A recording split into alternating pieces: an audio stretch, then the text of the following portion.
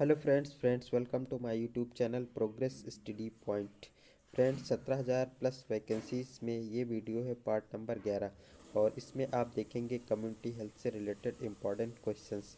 और इससे पहले की वीडियोस अगर आपने नहीं देखे तो आप चैनल पर जाकर 1 से 10 तक के वीडियोस आप देख सकते हैं। बहुत ही कम टाइम बचा है आप लोगों के एग्ज़ाम में, तो ज़्यादा से ज़्यादा रिविज़न करिए और जो सभी टॉपिक्स हैं उनको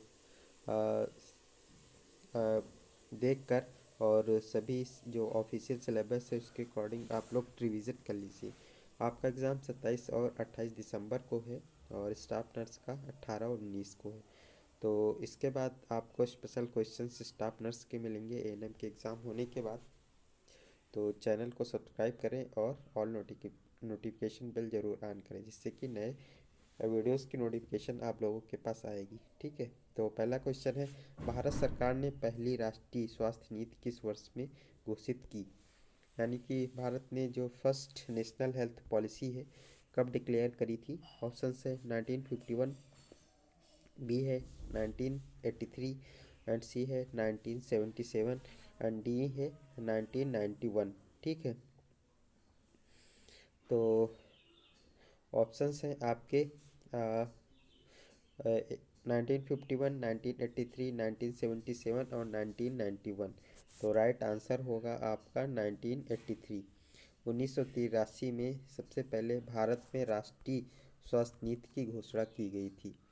एंड बी आपका सेकंड जो आंसर क्वेश्चन है वो है आईसीडीएस योजना के मुख्य कार्यकर्ता कौन है?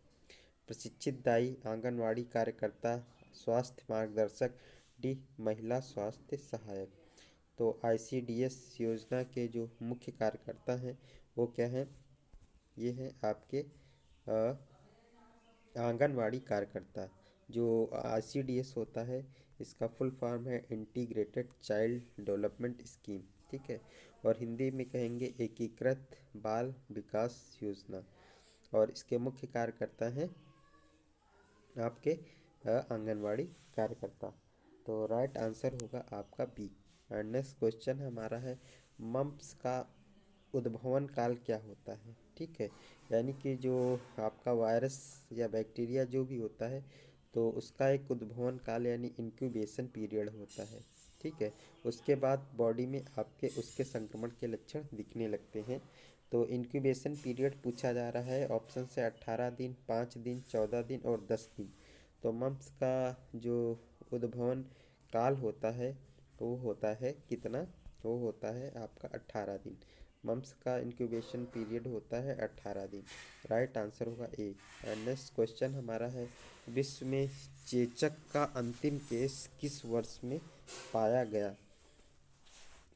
ठीक है, तो चेचक का अंतिम केस किस वर्ष में पाया गया?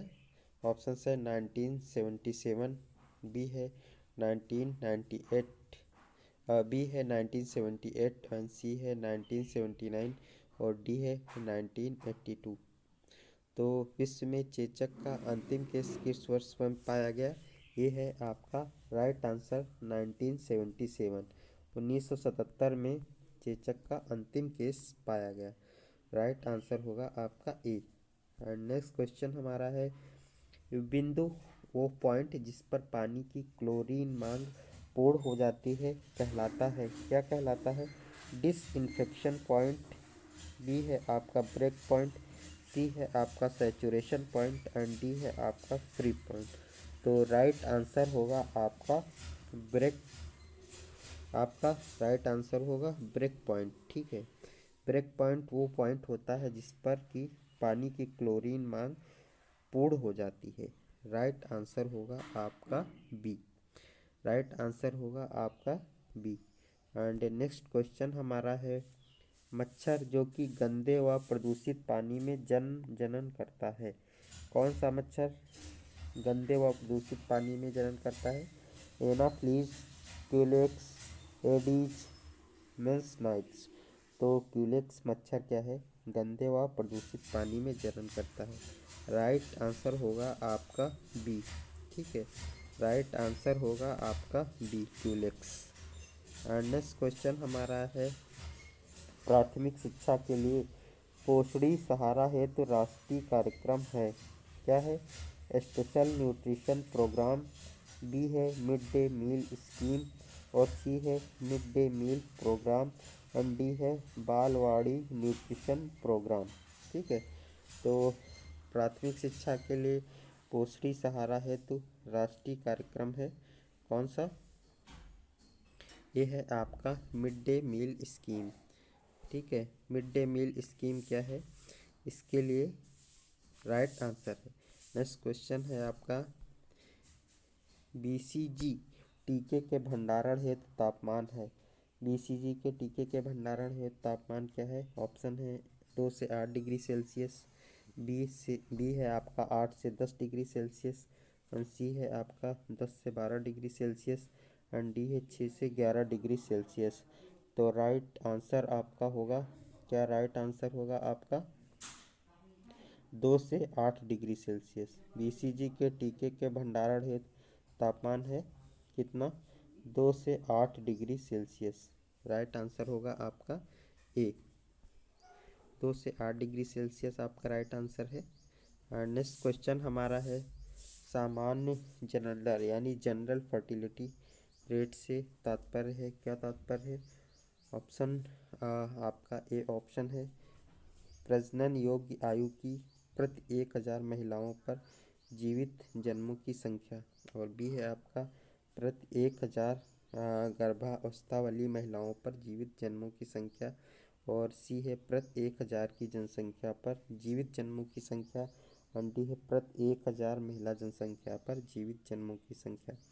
तो इसमें राइट आंसर होगा आपका ए, ये आपका राइट आंसर होगा।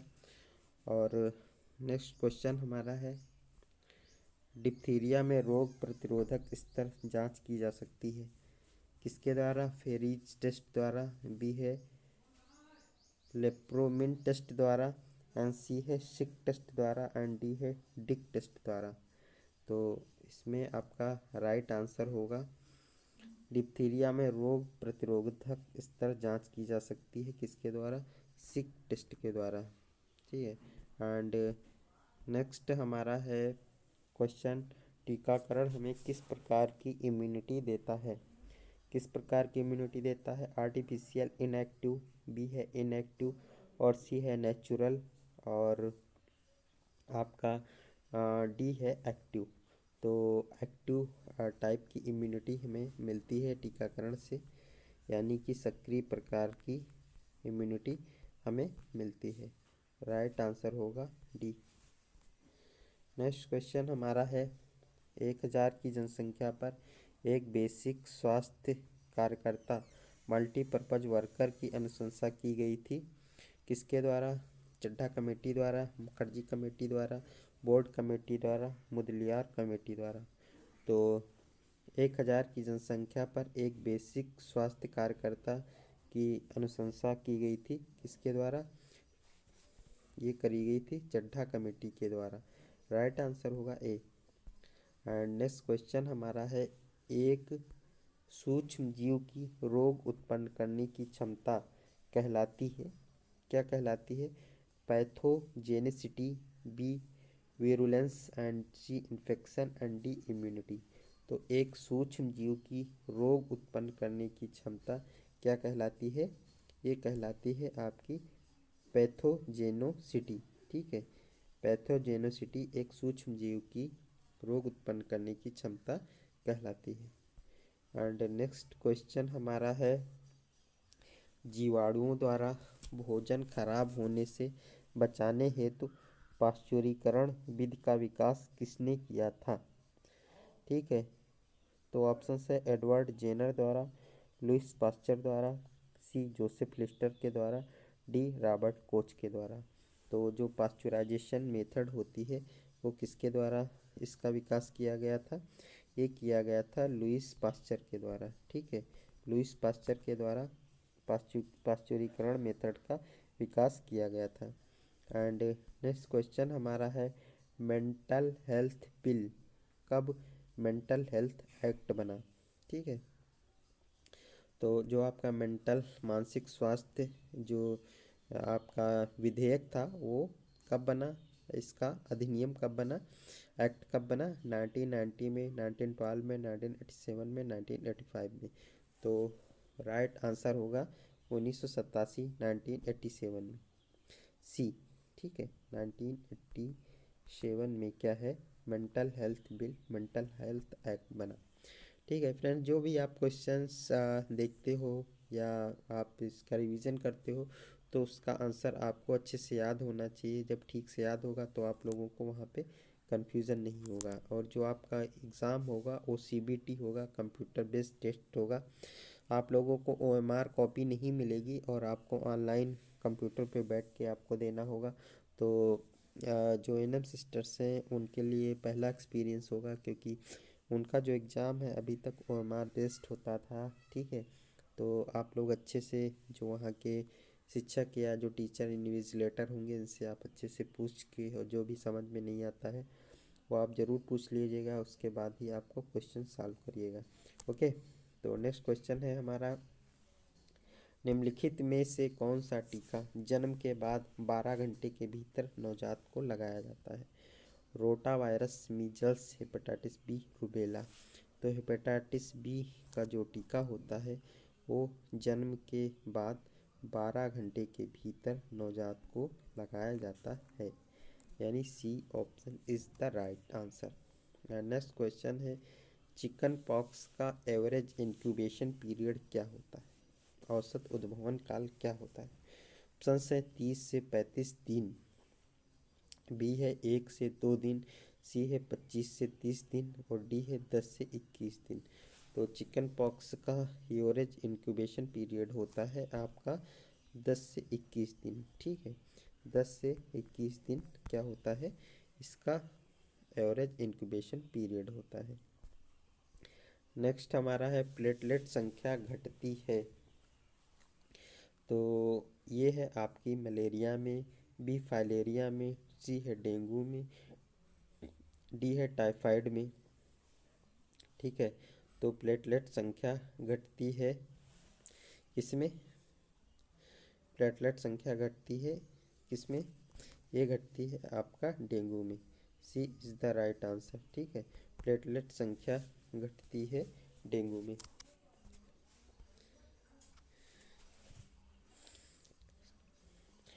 चावल के पानी जैसे दस्त किसके लक्षण हैं।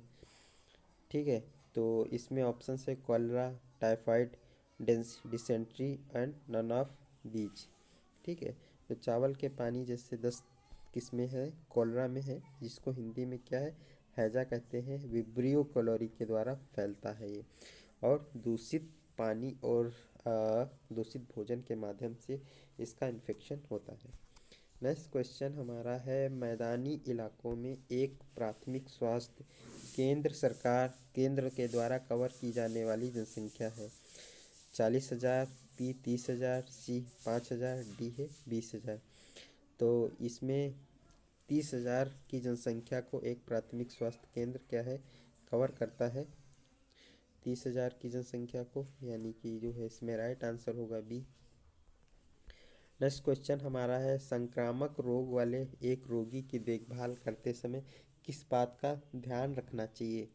तो आइसोलेशन, इम्यूनाइजेशन, अस्पताल में भर्ती करना और इस्तेमाल के बर्तनों और वस्तुओं का ध्यान रखना। तो इसमें राइट आंसर होगा डी। ठीक है, इस्तेमाल किए हुए बर्तनों और वस्तुओं का ध्यान रखना। अगर कोई संक्रामक व्यक्ति के यूज किए हुए जो बर्तन या वस्तुएं हैं, अगर कोई एक स्वस्थ व्यक्ति उसे यूज़ कर लेगा तो भी संक्रमित हो सकता है। तो इसलिए उसके इस्तेमाल किए गए बर्तनों और वस्तुओं का ध्यान रखना होता है। ठीक है, एक संक्रामक रोगी के। तो इसमें आपके इतने टोटल टॉप 20 क्वेश्चंस हैं, और एक लास्ट में क्वेश्चन मैं आप लोगों से पूछ रहा हूँ और उसका आंसर आप लोग कमेंट सेक्शन में ज़रूर दीजिएगा। एक क्वेश्चन है आपका, जनजातीय क्षेत्र में प्राथमिक स्वास्थ्य केंद्र यानी PHC कितनी जनसंख्या को कवर करता है।